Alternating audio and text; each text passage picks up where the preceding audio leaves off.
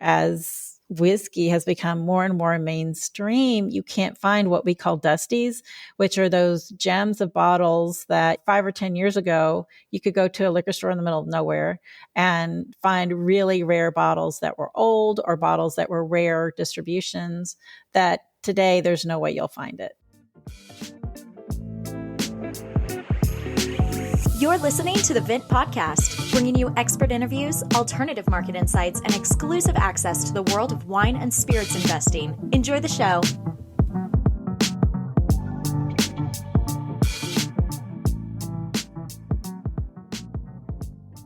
Hey everyone, welcome back to the Vint Podcast. My name is Brady, and I'm joined by Billy, both of us back from an off-site retreat with the company in Kentucky, where we got into a lot of exploration of bourbon whiskey, and certainly apt for this episode with our guest Heather Wibbels, who we'll intro later on. But did you have a good time tasting bourbon in bourbon country, Billy?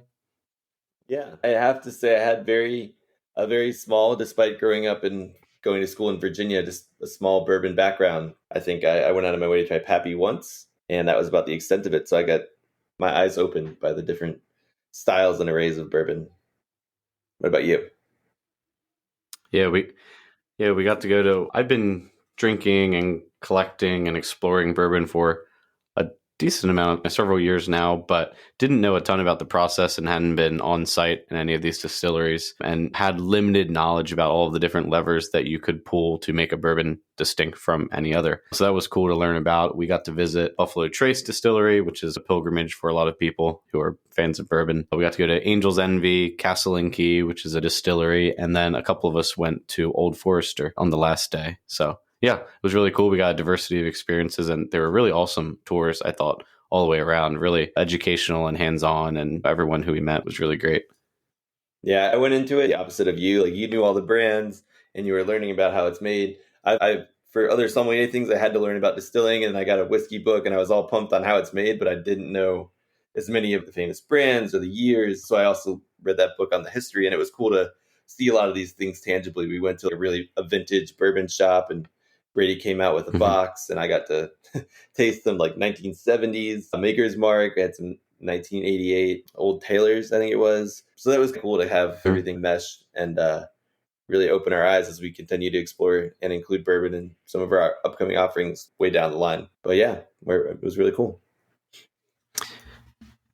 Yeah, and Heather, who's our guest today, is managing director of Bourbon Women, which is an organization trying to put together programming and educational materials and social events and other kinds of things to get more women across the U.S. involved in whiskey culture and educated about bourbon. And I think I was really surprised that the number of both young people that we came across through our tours and exploration of these different distilleries, but also women. I believe at 2 of the 4 places we went to, we had women tour guides. So I definitely think that it's a space where there's growing diversity. It's not just an old man's drink anymore. We had young folks and plenty of really knowledgeable ladies in the space as well. So I thought that was cool. Yeah, they were really knowledgeable ladies. Yeah, the 3 tours I went on were women, and they knew a ton. Fun facts, 2 women in bourbon facts that I've picked up in my little history. One was, first, when they started bottling on bottling lines, they hired a lot of women only because apparently they were more dexterous and their smaller hands could work better in the bottling lines. So they were like, look, women have been in here for a while. But they also had been helping at the distilleries at home, as everything was like homemade anyway. So I was like, it's funny that's the first thing they mentioned is just the assembly line aspect. And then later on, they go on to mention after World War II that women were drinking a lot of bourbon. It was just, in everybody's mind, it was just so male dominated that they were basically like, we're going to advertise to the husbands. They'll introduce their wives to the good bourbon. Like, women aren't going to be picking out the good bourbon on their own. And I was like, that's so dumb. You're acknowledging they're drinking the product, but you're like, we're going to leave it to the husbands to pick the good one. So luckily that's transformed a lot over the years, and people like Heather were leading the charge. But I just thought that was interesting. Yeah. And then while we were off-site, we were also planning for some of our upcoming whiskey collections, of which we have one launching today. More Kurosawa whiskey, so Japanese whiskey from the Geisha series, the Geisha collections, which we featured in the past. But Billy, do you want to share a little bit about these two sets of bottles that we have coming to the platform? Yeah, so we have the Pearl geishas, both sets. So for those who aren't familiar with our past offerings, Stella has a geisha series where basically there are two corresponding bottles and then their artwork of geisha women with different themes on them. And the bottles next to each other kind of correspond and the art combines. So they're sold individually, but they're meant to be a set. So we've had the ruby geishas was our first, we've had the sapphire geishas, and now we're launching on Wednesday, March 8th, will be the pearl geishas and then the golden geishas. These are two older bottlings. The ruby and the sapphire were two of the more recent ones. The golden was first. It wasn't the first ever, I don't believe. I can double check that. And then the pearl came shortly after those. So it's cool. It's earlier releases that adds to some of the scarcity with you guys trying to develop the fair market value was difficult. But what's cool for us from a Vint side and from an investor side, if you get a little bit of shares in each of them, they complement each other in the Vint portfolio. So as we go to eventually exit these whiskeys, not only will they potentially be appreciating as an individual bottle or set, but we could potentially exit all of the geishas or a number of the different geishas together, and we could offer collectors the opportunity to invest in a complete set. So we're adding value both to our potential value to our past collections as well as these future investments on Wednesday.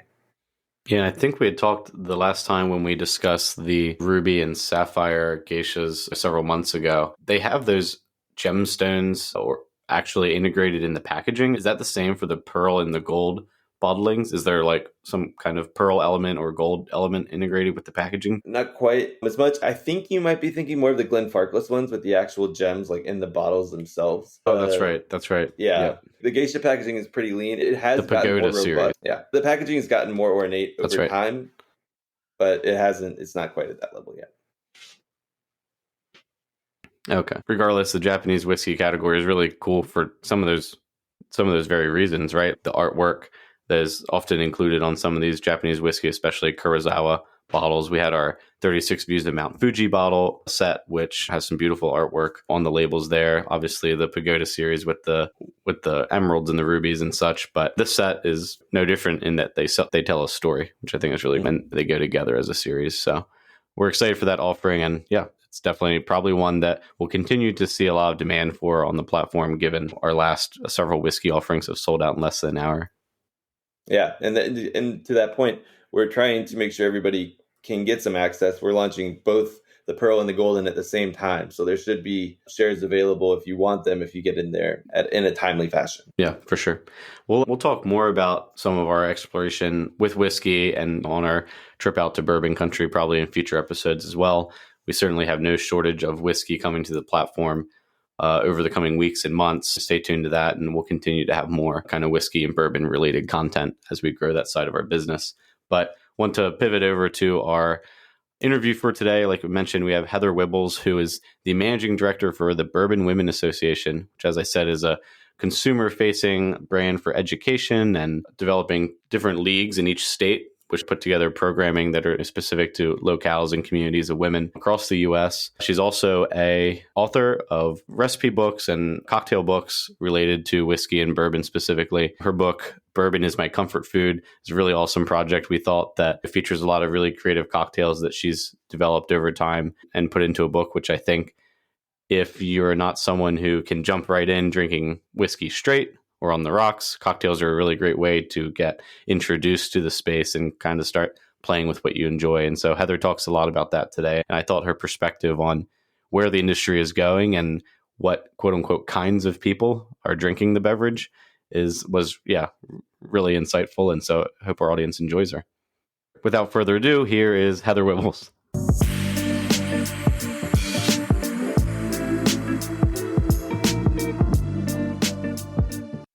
Hi, Heather. So glad you could join us today.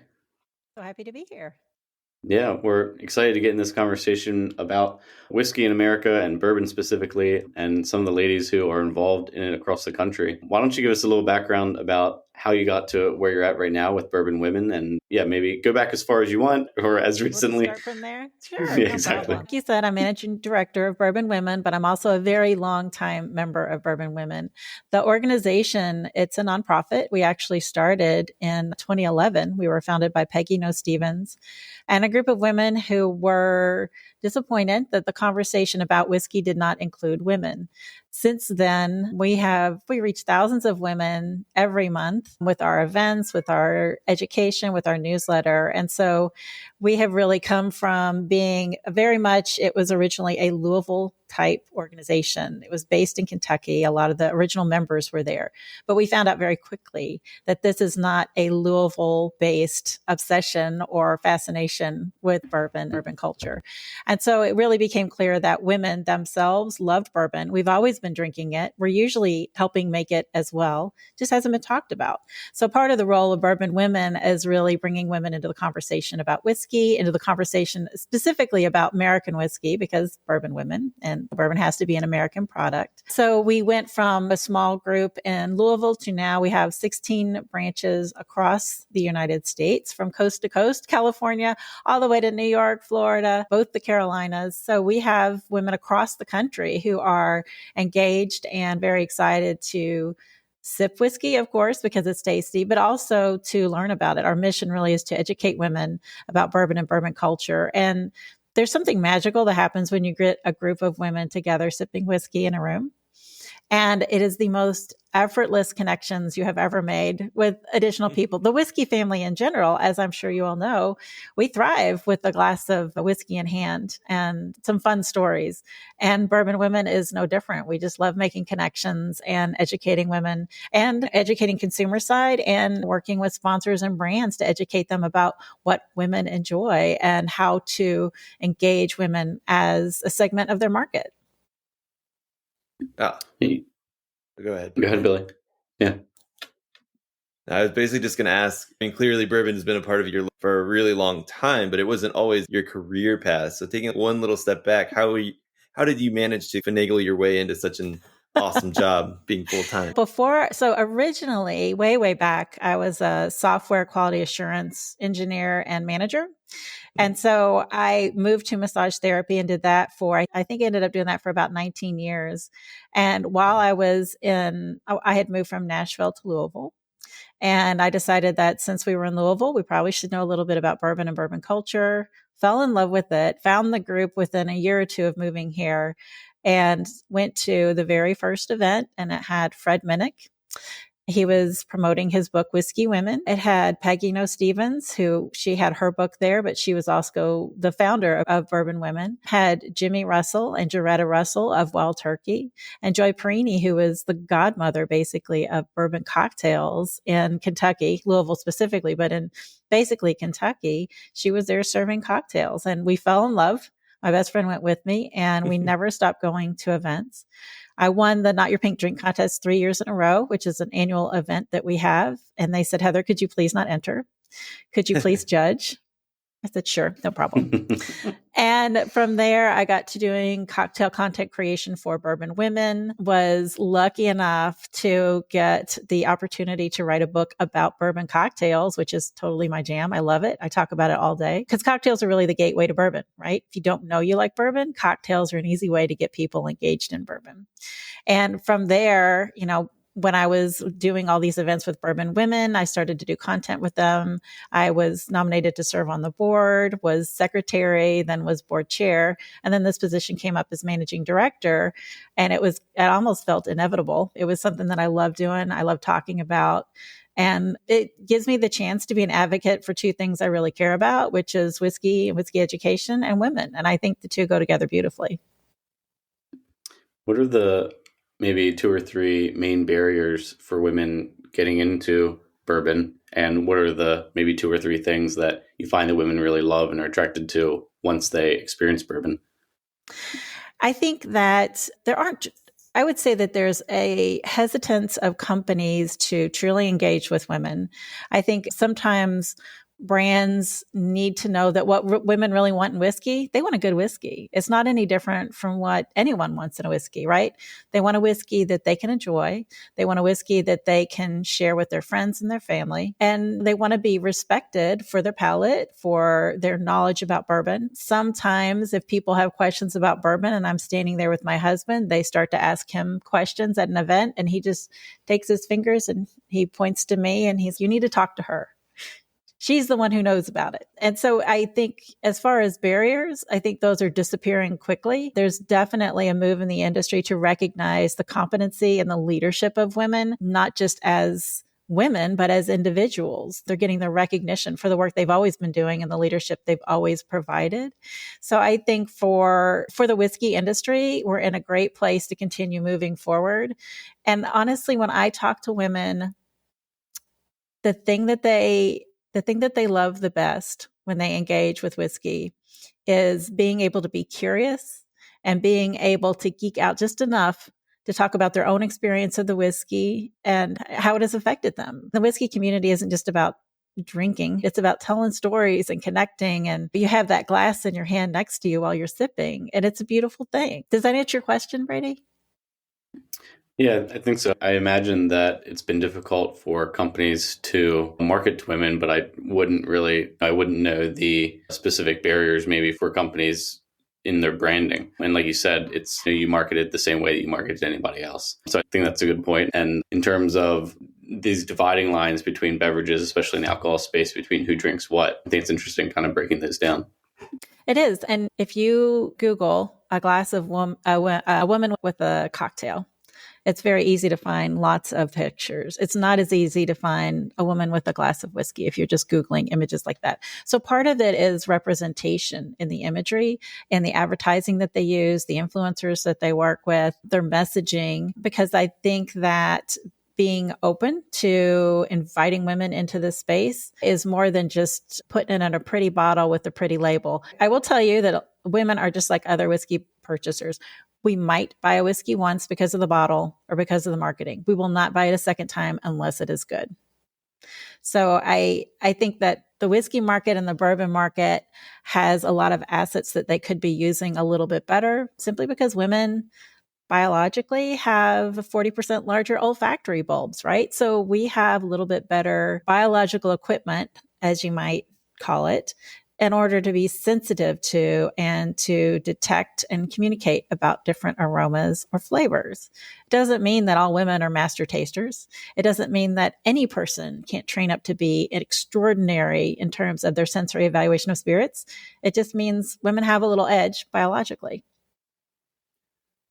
Two-part question. So whiskey drinkers in general, regardless of gender, what is this typical path of people going down the whiskey rabbit hole? And then specifically for bourbon, and how does that vary in your experience from people going down the Scotch rabbit hole? Does it diverge at some point and start at the same spot? Or are these like completely different folks? I think a lot of it depends on what you and your family grew up drinking, to be completely honest. Kentucky, I was raised across the river. So basically from Kentucky, people drink whiskey, people drink bourbon all the time. Other parts of the country, the thing that your mom and dad might be drinking might be a Scotch instead, might be an Irish whiskey, might depend on your heritage. I think the path into whiskey always starts with a beautiful dram that is shared with someone with a great experience. And whiskey is a story. There's no other way to think about it. It's a huge, huge industry. It is going great guns right now. But it's also at its basis about the stories that we tell. You all work with people who are investing and getting on the whiskey bandwagon. And it's always interesting to me, for my friends and for the people I've talked to, it usually starts with they had a sip with someone who really loved it and shared with them what they loved about the spirit and a little bit of the history of the spirit. And if it's somebody with Scottish people in their background, maybe it started with Scotch. If they're Irish, my family is Irish, maybe it started with Irish whiskey. If you start once everybody gets over on this side of the pond, then it's probably American whiskey. But I think that the journey is very interesting because people find one that they like, and they start to share that with other people and tell their story. And then they find another one that they like. And before you know it, you have 30, 40, 50, 60 bottles. And you have to build extra shelves. You have to put a bar in the house. You have to have a lot of glassware. But it's also really fun because it means you get to share it with other people. What's your favorite thing about American whiskey culture, about bourbon culture, that's maybe distinct from other food and beverage categories? Because in wine, we also have kind of the history and storytelling element as well. And so that's very much a crossover. Is there something that maybe you feel like is really distinct and unique about the category that you like? For American whiskey, I think that all of them share that fascination with the intersection of their spirit with the history of their area, their country. I think that one of the reasons people gravitate towards whiskey, we know it's interesting because I spent a lot of time with people who started with bourbon whiskey. And bourbon and American whiskey is much more brash. It's much more flavor forward. A lot of times it's a much higher proof than perhaps a Scotch or an Irish whiskey. Those are generally a little bit lower proofs, 80, 85, 90 proof. A lot of people who drink whiskeys are going for 100 proof, bottled in bond. They're going for cask strength from the barrel, as pure as you can get it coming out from the barrel. And what's interesting to me is that people who start with Scotch and move into bourbon, sometimes they have a little bit of a hard time doing that. People who start with bourbon and move into Scotch, it is a difficult transition, I think, because the flavors in Scotch or Irish whiskey are a little bit more subdued because of the lower proof and because they're putting it in used cooperage. So it's in barrels that have been used before, whereas bourbon has to be first fill. It has to age in that first fill barrel, charred oak container, not barrel specifically. That's the laws around it. But for Scotch drinkers moving to bourbon, it's becoming more and more flavorful, I would imagine. But people who start with bourbon and try to move into Scotch and Irish whiskey, it's a little bit more difficult, I think, for them to become used to the subtlety of the flavors and the different flavor palettes that those particular whiskeys that are inherent to those kinds of whiskeys. I didn't know it was any container that's charred American oak. Now you have me picturing like a treasure chest full of bourbon aging, like a box. You could you could technically get a charred oak bucket that had never been used before. Pour your moonshine, your distillate, not moonshine, your distillate, because it's legal. So you're got to call it distillate, not moonshine. Pour your new make or your distillate into the bucket, let it age for a day, a week, a month, whatever, and pour it out and you have bourbon. Now it's not straight bourbon. You'd have to put an age statement on it. But technically it fits in the category of bourbon. I was also thinking, since so many Scotch whiskeys are aged in bourbon barrels, do you have anybody who tries to make that leap and just tend to be attracted to mainly the bourbon finished Scotches? Because I've accidentally found myself doing that on the Scotch side from like anything that's like heavily sherried or like even some that were aged in old wine barrels. I'm like, these are really good. I'm like, oh, do I just like it because I like wine? I don't know. And it could, and absolutely. When I am trying to get people who are wine drinkers to drink bourbon, I go for wine finished bourbon, like secondary cask finishes that they would like. If I have somebody who really likes port but isn't into bourbon or American whiskeys, I look for port finishes.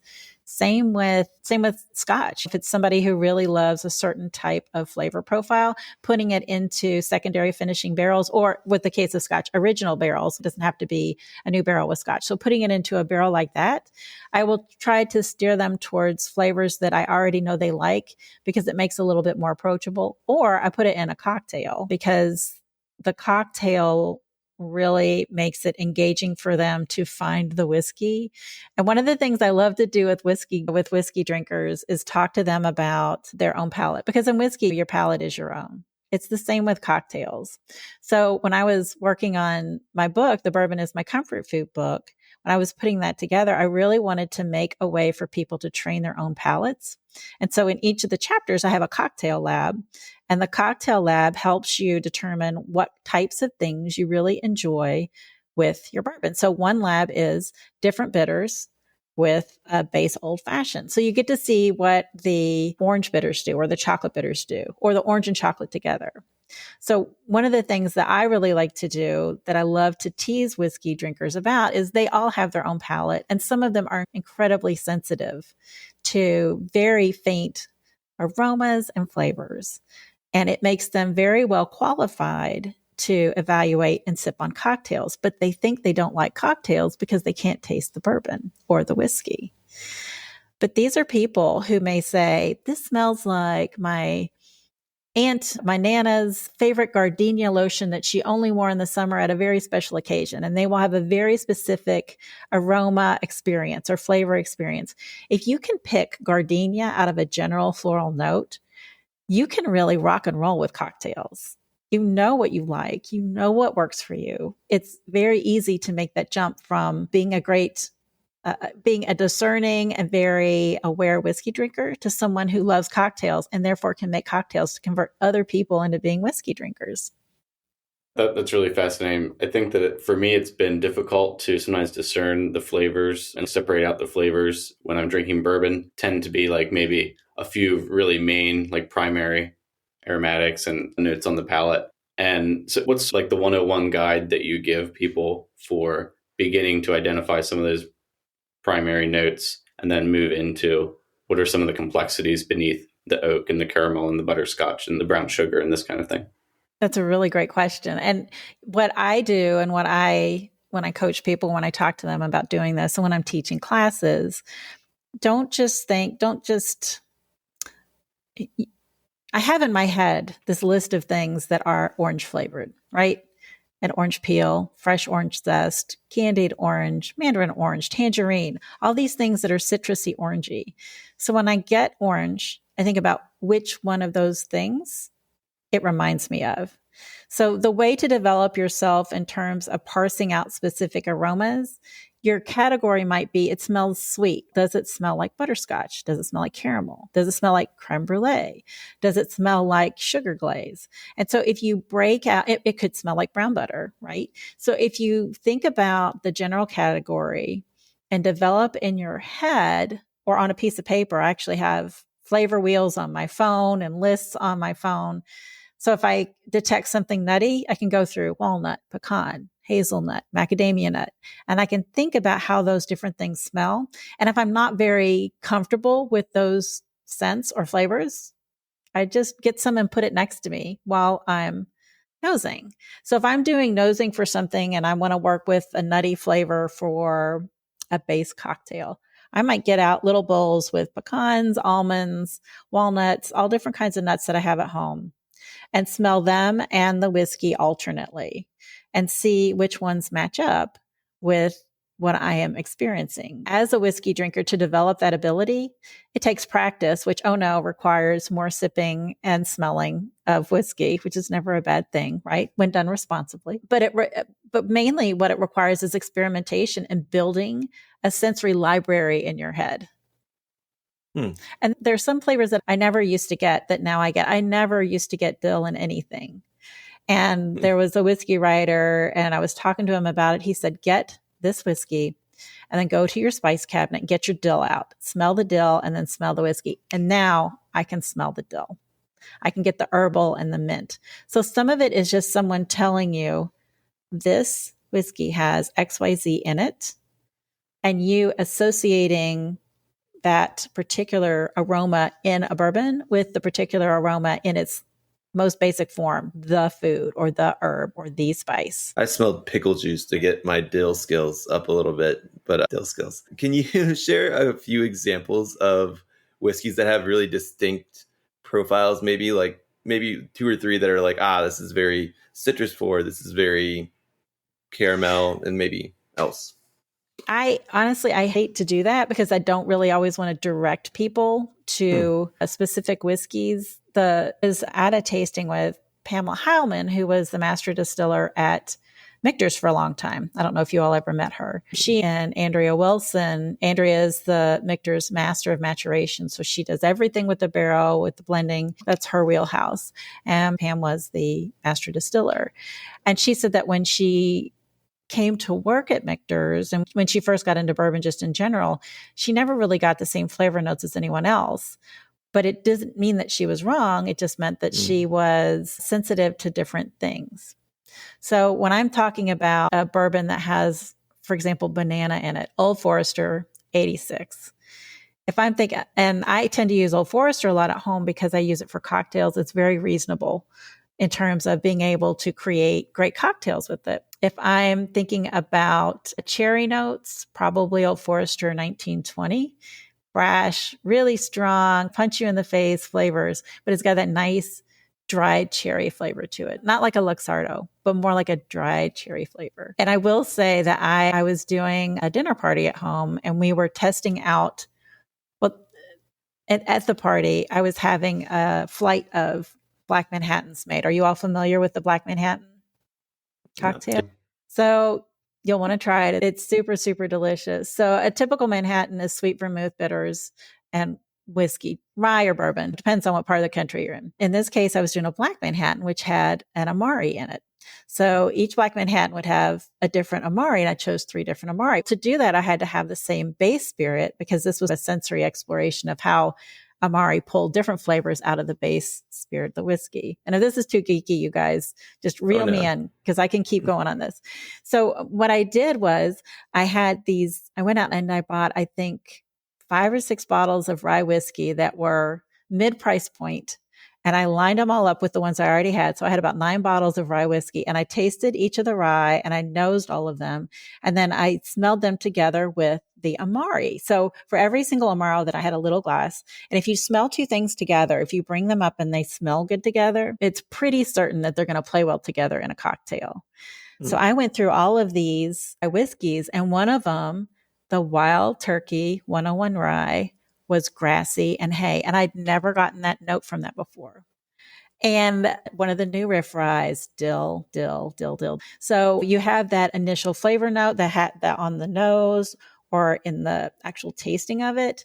But then if you sit with it for a while, you can get, I'm a visual learner, so I call it looking underneath. So you can look under those initial or overwhelming flavors and find the things that are building into that overall whiskey flavor. I'm totally geeking out for you guys. I hope your audience doesn't mind this kind of geeky flavor and nosing talk. Because with wine people who love wine, they do the same thing. It's just a different flavor palette. It's just a different flavor wheel. Yeah, I was actually going to say maybe take it in one step. I don't know if this is nerdier, but can you just give us a 101 on rye whiskey, how it's made, and just how it differs from bourbon? Because I think some people don't understand how it gets that different kind of citrusy or aromatic profile that bourbon doesn't. Oh, sure. So to further complicate things, anything that's a bourbon has to be at least 51% corn by mash bill. Most of the rest of the regulations about what makes a rye whiskey, which has to be at least 51% rye in the mash bill. And so the recipes for both of them are similar in many cases, but rye has to be at least 51% 51% rye, and bourbon has to be at least 51% corn. And that's really the basic difference. They all have very specific restrictions in terms of what barrel proof it goes into the barrel at, how high you can distill it in terms of the highest proof it can come off the still at, how many years it needs to be in the barrel to be called a straight rye whiskey or a Kentucky straight rye whiskey. All of those regulations are really the same between bourbon and rye. The difference is the majority of the grain. Now, when you think about rye whiskey, when you think about bread and you have rye bread, how does rye bread different from regular white bread or wheat bread? Like, how would you all describe the difference in flavor between those? Rustic, more grainy. Gluten-free, so I'm so none of it makes me sick. If you smell rye bread versus smelling wheat bread or regular bread, because I know you've smelled bread before. Yeah, is it more? What's the word? Like more vegetal and aromatic that way versus kind of versus more maybe I guess I would say exactly. So to further complicate matters, bourbons come in a classic mash bill, a high rye mash bill, which has a lot of rye in it, or a wheated mash bill. And so with bourbons, usually people are choosing between wheat and rye as a secondary grain, and then a little bit of malted barley to help with the enzymes processing and making the good stuff when the yeast is at work. When you think about the flavor and the taste and the smell of rye bread, it is a little bit herbal, it is a little bit vegetal, and that transfers over into the distillate. And once it's aged, even though it gets rounded out with flavors from the barrel, the vanilla, some of the caramel, those sweet flavors, it also pumps up things, though people will often say rye tastes spicy to them. And sometimes they're talking about it's spicy in terms of like black pepper, like pepper spice. Sometimes they're talking about heat in terms of the mouthfeel. Because the other interesting thing, and I'm sure this is the same with wine, is the mouthfeel for these different whiskeys will be completely different between bourbon and rye, partially because of the different types of grains that go into it. I'm assuming the different grapes in wines hit in different places on the palate as well. Would you all agree? Yeah, definitely. Or just that, or the winemaking style. Yeah, definitely dictates We'll change that. Yeah. So ryes in general are considered more spicy. Sometimes that means more baking spice or more aggressive spices like more clove, more cardamom. Sometimes that means like black pepper spice. But a lot of time when a rye whiskey is just 51% rye, meaning just barely a rye whiskey, it's very close in flavor profile to a bourbon. And so it's really fun to trick whiskey drinkers and give them a flight of rye whiskeys and don't tell them which is rye and which is bourbon, and do one bourbon, one barely rye whiskey, and then a couple of very traditional rye whiskeys and see if they can pick out which one's the bourbon and which one's the barely rye. And it's always a fun experiment to do with people when you do something blind like that, because it opens up their minds, I think, and their senses to how different things are, even when they're made exactly in the same way, even when everything else is the same except for the barrel and maybe the mash bill. They can be wildly different in terms of flavor. I was working through Lou Bryson's Whiskey Masterclass book a little while back, and he was talking about like ancient grains or historical grains. Can you tell us a little bit about what those are? Because that was really cool. I have not gone all the way through that book either, so I can't speak intelligently on that. I do know that sometimes people will put oat in their whiskeys. Sometimes I was in Canada and I had and I'm sure I'm not pronouncing this right, but triticale. I had a spirit that was made with triticale grain. Rye and barley and wheat and corn are very common here. And the whiskey that came over from Europe originally would have been rye whiskey, really, because Europe's climate at that point was much better suited to rye than corn. You move over here, everybody who comes over from Europe brings their stills with them, right? Kentucky tends to have the exact same limestone water, a lot of the same geographical features as Ireland and Scotland. So they come here, it looks familiar, they brought their stills, but corn grows better than rye. So that is why the corn really became a very predominant flavor and a predominant use of grains for distillation because we had so much of it. And it's easier to carry a jug of distillate than 15 bushels of corn on the back of a horse.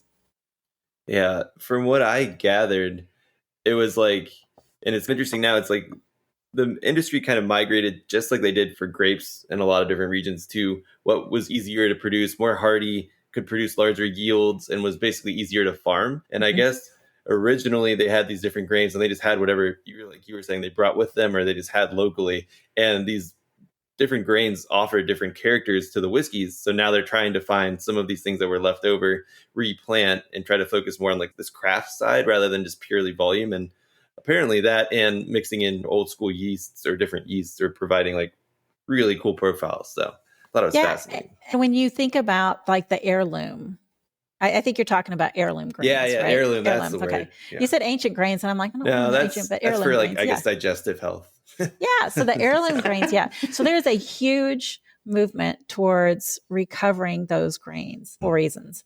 The climate's changing, and so we need to have as many different variations of grain as we possibly can because we're going to keep making spirits, right? So we need to have many variations of the rye grain and the corn.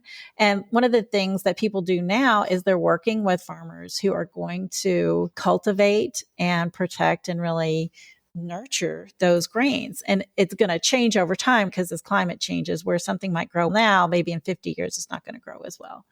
But there are companies like Whiskey Sisters out in Colorado. They help work with farms who are growing some of these heirloom type grains and getting those to small craft distilleries or even like mid-size or larger craft distilleries as a way of protecting that sort of biological inheritance of grains and seeing what those do with distillate, because the grain that you use, the type of grain, completely changes the type of corn, the type of rye you use. That can completely change the flavor, the mouthfeel, and the profile. And it makes the aging process even more complex because those are grains that we don't have as much history with. So we don't have as many data points as to how it's going to react in the barrel, what's going to change in the barrel with this particular distillate made from this particular grain. Yeah, we might have talked the last time we chatted on our intro call about High Wire Distillery in South Carolina, but they have a really robust program where they're doing Jimmy Red corn and Bruzy rye, which is like a field rye, I guess, that's common in the Southeast. And so their rye whiskey is this Abruzzi whiskey. And so I like that they highlight these, what are we saying, ancient grains? Heirloom. I would these say heirloom. Yeah, these heirloom varieties. Yeah, I think that's really cool. And really something like that really drew me into whiskey, American whiskey generally, and then eventually on to bourbon. I want to pivot just a little bit. And there's kind of these categories, especially because of maybe like the disjointed distribution system with some of these spirits in the US, where folks find themselves being hunters or collectors or investors. Do you label yourself as any one of those three? I would say I'm a drinker. I don't believe in unopened bottles. If I find something I really like and I want to save it for a later, I may not be a good fit for most of your company's membership. I believe that whiskey is made to be shared, and it may be that I sit on that bottle for a couple of years, because once it's bottled, the whiskey's not going to go bad. It's high enough proof. It doesn't age like wine does in the bottle. Once it's put in the bottle, it's going to stay at that state. But I have friends who are collectors. They love the hunt. They love the hunt. As we've gotten more and more popular, as whiskey has become more and more mainstream, you can't find what we call dusties, which are those gems of bottles that 5 or 10 years ago, you could go to a liquor store in the middle of nowhere and find really rare bottles that were old, or bottles that were rare distributions that today there's no way you'll find it. And so I think the hunt's gotten more and more difficult in terms of trying to find something that you can actually, it's possible, you can still do it, but finding those rare gems is more and more difficult because so many people are hunting dusties, as we say. Do you have dusty in wine culture? Do you call them dusties? The problem with wine is it needs to be properly stored. So it's like, you could find them if they're in the back of somebody's like cellar somewhere. But like, I've tried going to like convenience stores and I've seen bottles. I'm like, wow, that's actually an interesting bottle. Like, how is it here? And then you open it, it tastes horrible because it's been stored either on a top shelf or upright in for the years. sun. Yeah. But can you share a little bit more of the slang with us? Because I remember you were telling us about taters before too, and I just want to make sure we got that. Dusties the hunt is going to look for bottles that are rare, either because they are allocated or because they're no longer available generally, and has them at an estate sale. Somebody has them at an older liquor store in the middle of nowhere. So you have dusties. You also have unicorns. And those are things that are extremely hard to find. And unicorns is used in many different industries, but in the bourbon industry, a unicorn would be a Pappy, the Buffalo Trace Antique Collection set. Some of the stags can be considered unicorns. So anything that's really hard to find. And in our case in Kentucky, Blantons are notoriously hard to find. You wouldn't think, since it's made here, it would be difficult to find.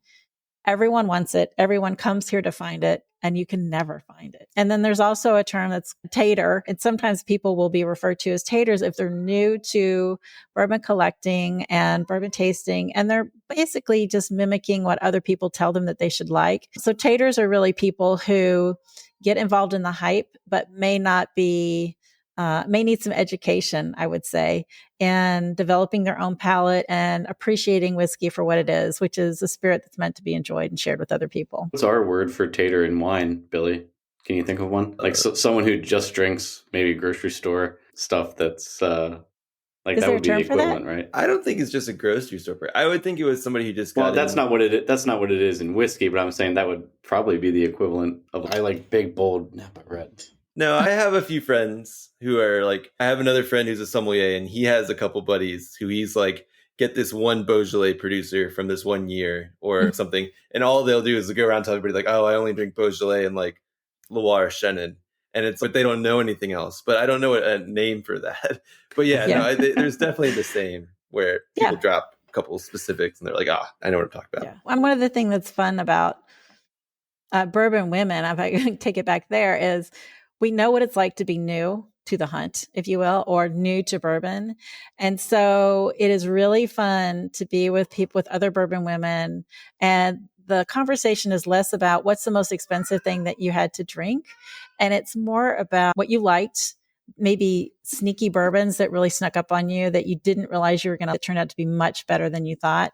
And we'd love to talk about just regional differences in bourbon. It's very much sharing the experience with other people, with other women. And it's just so much fun in a room full of women to walk by tables and they have their Glencairn up next to, and I don't have a Glencairn with me, which is a travesty, but I've got a glass of water over here, but they'll bring it up to their nose and they'll say, maybe nutmeg. Are you getting nutmeg? It's not making me think of eggnog. And somebody else will say, yeah, but like cardamom, maybe you getting cardamom. And then they'll start talking about the foods that they make or bake or eat that go with those flavors.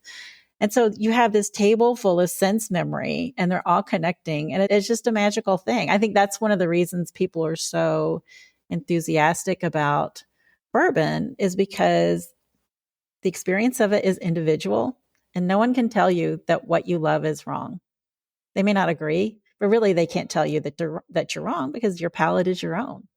So in that kind of aspect, I think it's a fun way to think about flavors and sense experiences and sharing them with other people. Kind of on that note, I wanted to dive into your book a little bit, and you talked a little bit about how it's broken up and maybe the different sections. But I wanted to know, and I'm not familiar with all the publishing that's been done on bourbon cocktails, but how did the American whiskey world receive a cocktail book specifically utilizing bourbon in cocktails versus, I think I have this conception that culturally the expectation would be, oh, you drink it neat. So was it sacrilege when your book came out, or how was it received? It's funny, when I was putting together the press kit for the book and talking with my publicist, I said, now this is going to be controversial. And she said, why?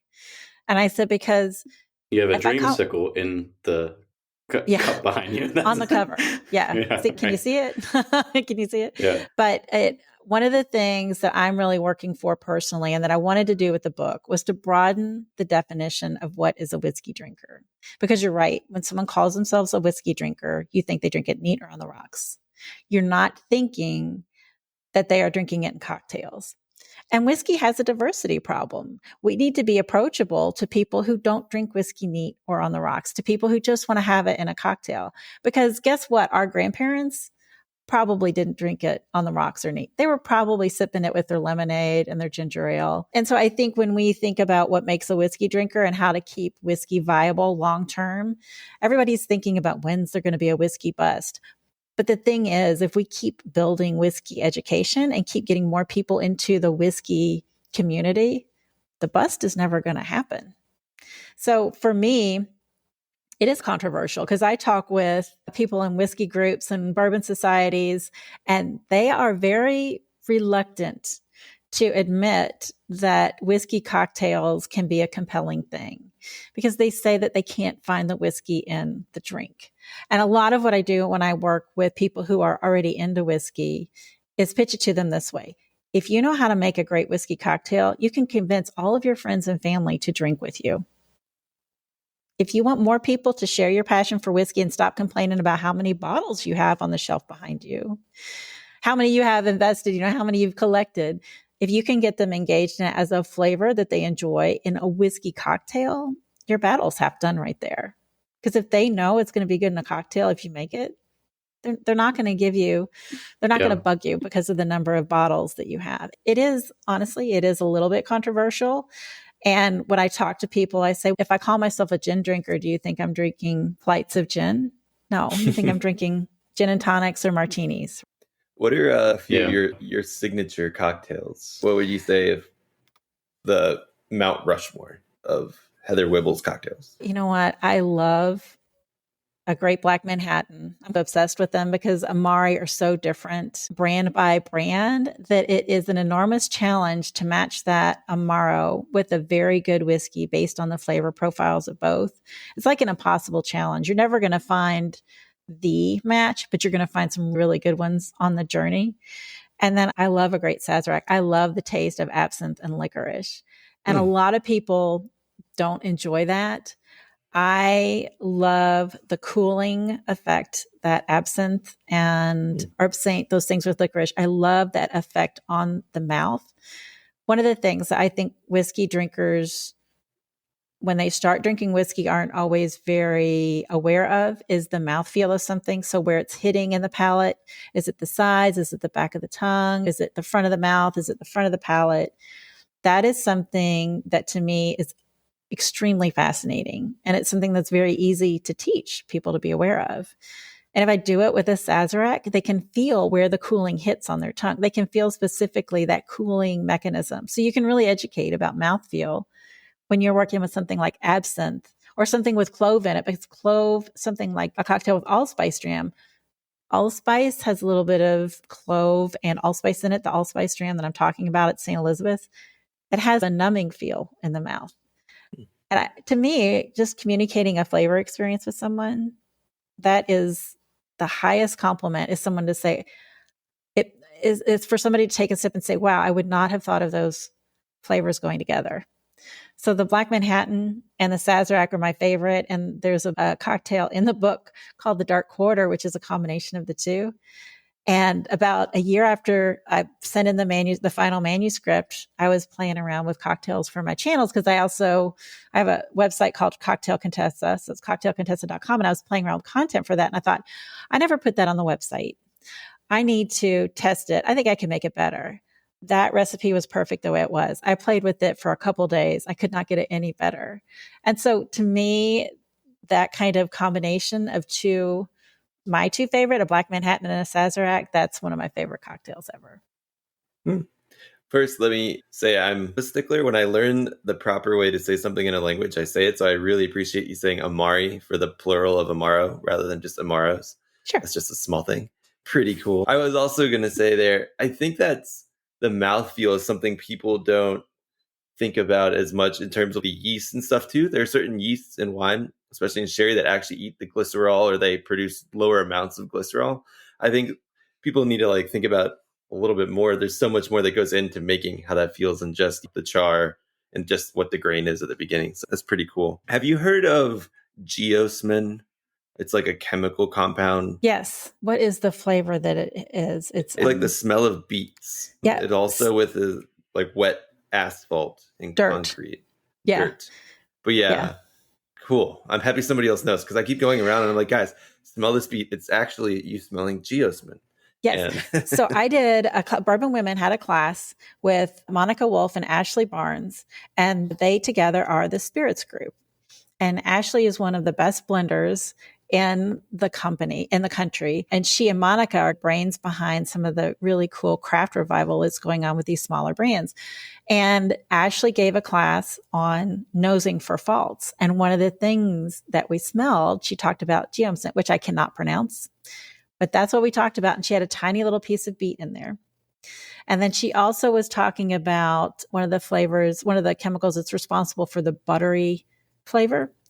And she had actually gone into opening up popcorn bags, like a microwave popcorn, and scraping that butter out because it was a perfect representation of that smell, of that very buttery smell that you get with some things. So I think with the geeky stuff with smells and flavors, and 80 or 90% of your sense of taste is from your nose, right? So if you hold your nose and sip something, you're not going to get any flavor from it.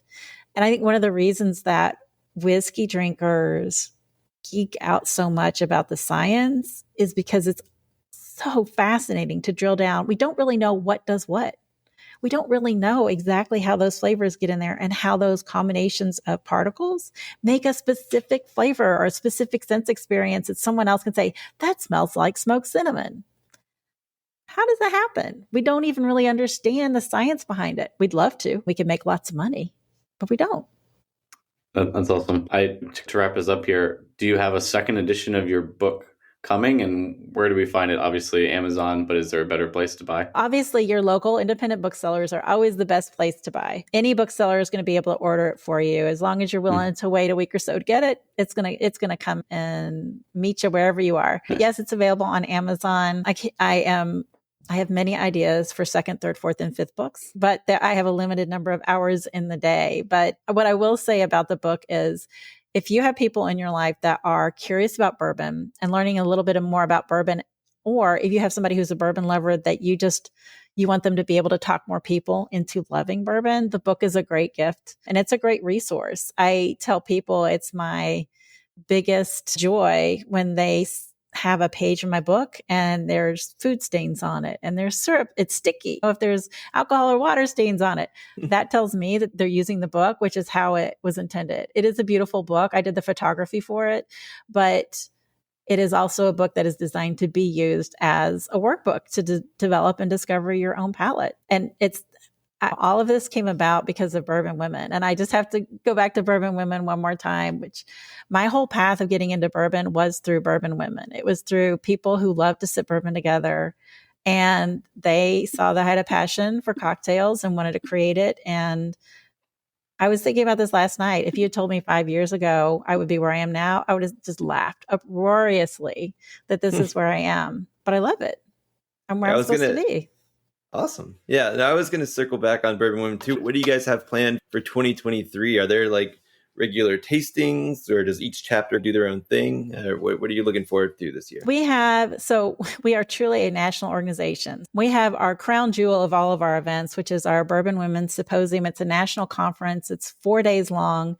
We start Thursday with bourbon nerd experiences. We have excursions, private dinners, tastings, workshops. I think we had 17 different workshops last year, and that didn't even include keynotes. But we bring in lead speakers in the industry who know a lot about bourbon, but also we want our members who come to be able to experience something different. So we ask for people who are coming and giving workshops to do something unique, to do something that they don't normally give to the public. So last year, for example, we had someone come in from Independence Dave who talked all about the barrel. And it was basically the industry program that he usually does at industry conferences. We had the Beam Suntory sensory team come in and give the training that they give their own sensory team when they have a new member. So we have these experiences over a 4-day period in August. It's August 24th through 27th.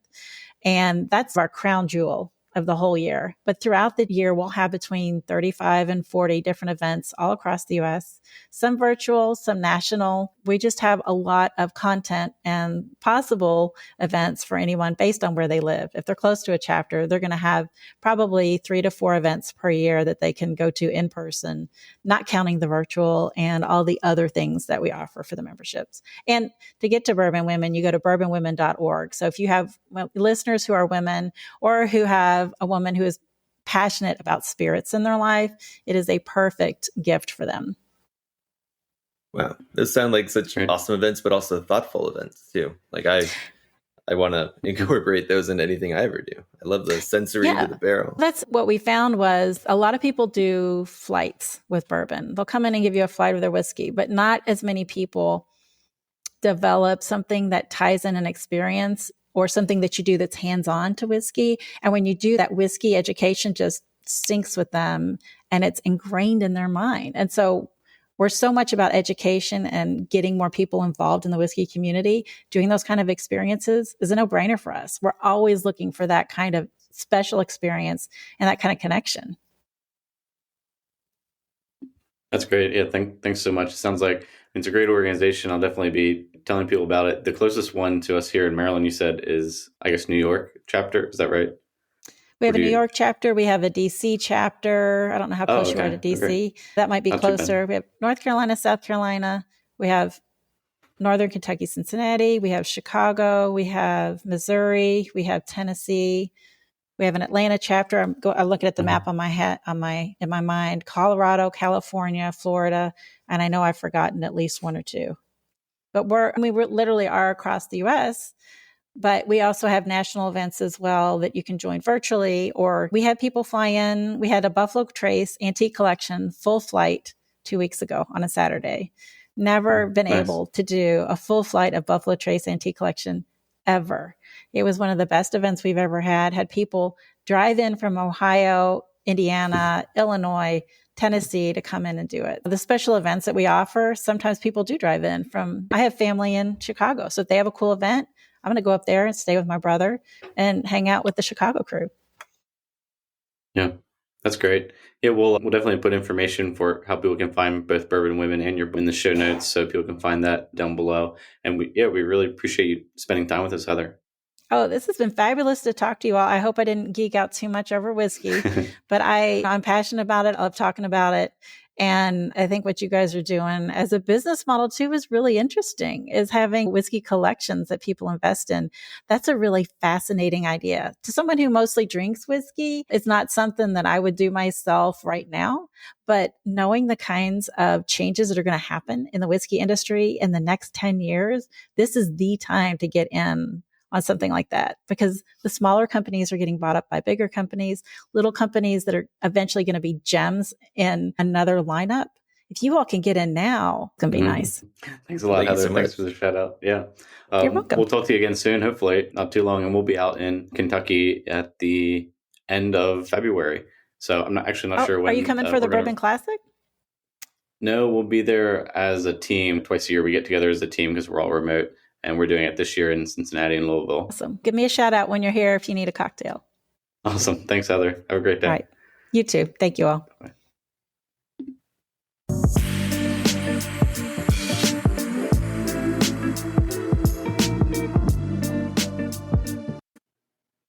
All right. That was our interview with Heather Wibbels.